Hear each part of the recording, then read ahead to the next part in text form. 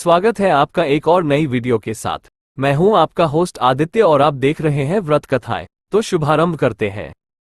संकष्टी गणेश चतुर्थी व्रत कथा। ऋषिगण पूछते हैं कि हे स्कंद कुमार, दरिद्रता, शोक, कुष्ठ आदि से विकलांग, शत्रुओं से संतप्त, राज्य से निष्कासित राजा, सदैव दुखी रहने वाले, धनहीन, समस्त उपद्रवों से पीड़ित, विद्याहीन, संतानहीन, घर से निष्कासित लोगों, रोगियों एवं अपने कल्याण की कामना करने वाले लोगों को क्या उपाय करना चाहिए जिससे उनका कल्याण हो और उनके उपरोक्त कष्टों का निवारण हो? यदि आप कोई उपाय जानते हो तो उसे बतलाइए। स्वामी कार्तिकेय जी ने कहा, हे ऋषियों, आपने जो प्रश्न किया है उसके निवारणार्थ मैं आप लोगों को एक शुभदायक व्रत बतलाता हूँ, उसे सुनिए। इस व्रत के करने से पृथ्वी के समस्त प्राणी सभी संकटों से मुक्त हो जाते हैं।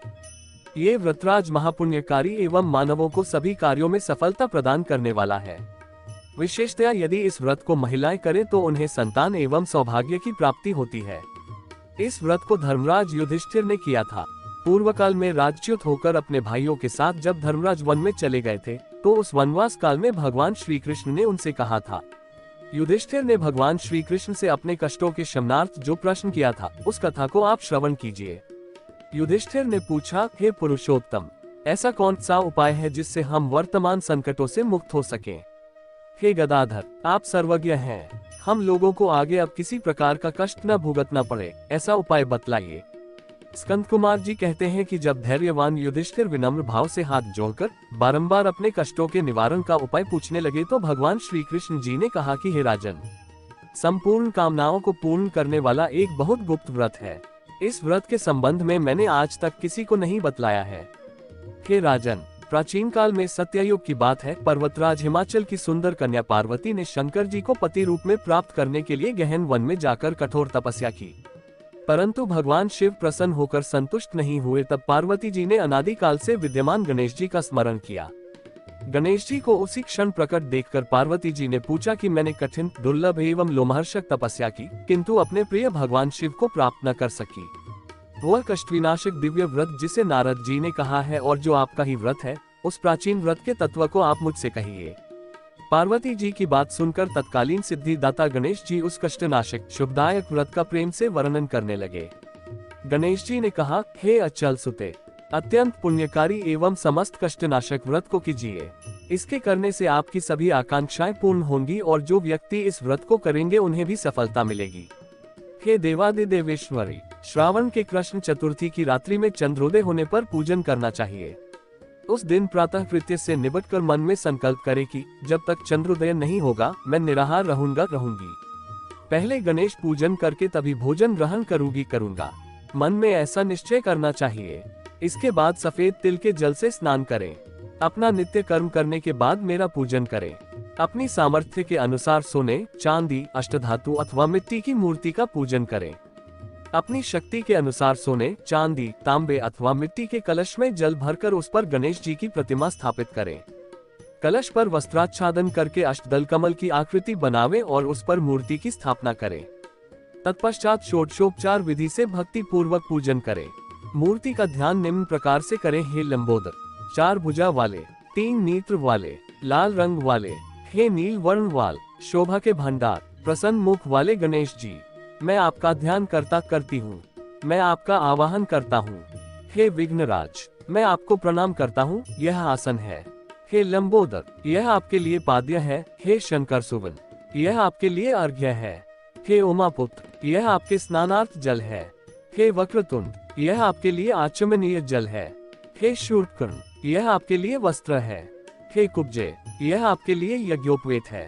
हे गणेश्वर, यह आपके लिए रोली चंदन है। हे विघ्न विनाशन, यह आपके लिए फूल है। हे विकट, यह आपके लिए धूप बत्ती है। हे वामन, यह आपके लिए दीपक है। हे सर्वदेव, यह आपके लिए लड्डू का नैवेद्य है। हे सर्वार्तिनाशन देव, यह आपके निमित्त फल है। हे विघ्नहर्ता, यह आपके निमित्त मेरा प्रणाम है। प्रणाम करने के बाद क्षमा प्रार्थना करें। इस प्रकार षोडशोपचार रीति से पूजन करके नाना प्रकार के भक्ष्य पदार्थों को बनाकर भगवान को भोग लगावें। हे देवी, शुद्ध देशी घी में 15 लड्डू बनावें। सर्वप्रथम भगवान को लड्डू अर्पित करके उसमें से 5 ब्राह्मण को दे दें। अपनी सामर्थ्यानुसार दक्षिणा देकर चंद्रोदय होने पर भक्तिभाव से अर्घ्य देवें। तदंतर 5 लड्डू का स्वयं भोजन करें। पहले चतुर्थी को अर्घ्य देते हुए निम्न प्रकार से प्रार्थना करें। हे देवी, तुम सब तिथियों में सर्वोत्तम हो, गणेश जी की परम प्रियतमा हो। हे चतुर्थी, हमारे प्रदत्त अर्घ्य को ग्रहण करो, तुम्हें प्रणाम है। इसके बाद चंद्रमा को अर्घ्य प्रदान करें। क्षीरसागर से उत्पन्न हे लक्ष्मी के भाई, हे निशाकर, रोहिणी सहित हे शशि, मेरे दिए हुए अर्घ्य को ग्रहण कीजिए। तत्पश्चात गणेश जी को प्रणाम करते हुए निम्न प्रकार से कहें। हे लंबोदर, आप संपूर्ण इच्छाओं को पूर्ण करने वाले हैं, आपको प्रणाम है। हे समस्त विघ्नों के नाशक, आप मेरी अभिलाषाओं को पूर्ण करें। तत्पश्चात ब्राह्मण को हाथ जोड़कर प्रार्थना करें। हे द्विजराज, आपको नमस्कार है, आप साक्षात देवस्वरूप है। गणेश जी की प्रसन्नता के लिए हम आपको लड्डू समर्पित कर रहे हैं। आप हम दोनों का उद्धार करने के लिए दक्षिणा सहित इन 5 लड्डुओं को स्वीकार करें। हम आपको नमस्कार करते हैं। इसके बाद ब्राह्मण भोजन कराकर गणेश जी से प्रार्थना करें। प्रार्थना करके मूर्ति का विसर्जन कर दें और अपने गुरु को अन्न वस्त्रादि एवं दक्षिणा के साथ मूर्ति दे देवे। इस प्रकार से विसर्जन करें। हे देवों में श्रेष्ठ गणेश जी, आप अपने स्थान को प्रस्थान कीजिए एवं इस व्रत पूजा के फल को दीजिए। इस प्रकार व्रत करके बाद में स्वयं भोजन करें। श्री कृष्ण जी कहते हैं कि हे युधिष्ठिर, प्राचीन काल में स्वयं गणेश जी ने पार्वती जी से कहा था और पार्वती जी ने उसी भांति आराधना की थी जिससे उन्हें सफलता प्राप्त हुई। इसी व्रत के करने से पतिव्रता पार्वती जी का विवाह शिव जी से हुआ। अतः हे महाराज युधिष्ठिर, आप भी इस संकटनाशक व्रत को करें, ये बहुत शुभकारी है। स्कंद कुमार जी कहते हैं कि श्री कृष्ण जी के मुख से इस प्रकार संकटनाशक चतुर्थी व्रत सुनकर हे महर्षि, पूर्व काल में राज्य की प्राप्ति कामना से युधिष्ठिर ने इस व्रत को किया। इस व्रत के प्रभाव से उन्होंने संपूर्ण शत्रुओं का विनाश करके राज्य प्राप्त किया। इस व्रत को करने से मनुष्य की सभी मनोकामनाएं पूर्ण होती है। मनुष्य किसी प्रकार का संकट आने पर इस व्रत को करने से संकट मुक्त हो जाता है। यह विद्यार्थियों को विद्या तथा धनेच्छु को धन की प्राप्ति करवाता है। संतान की इच्छा करने वाले को संतान प्राप्ति, रोगग्रस्त को व्याधि मुक्त करता है। अगर आपको हमारे द्वारा प्रस्तुत ये कहानियां अच्छी लगी हो तो कृपया चैनल को सब्सक्राइब करें, वीडियो को लाइक करें और ज्यादा से ज्यादा शेयर करें और पुण्य लाभ अर्जित करें।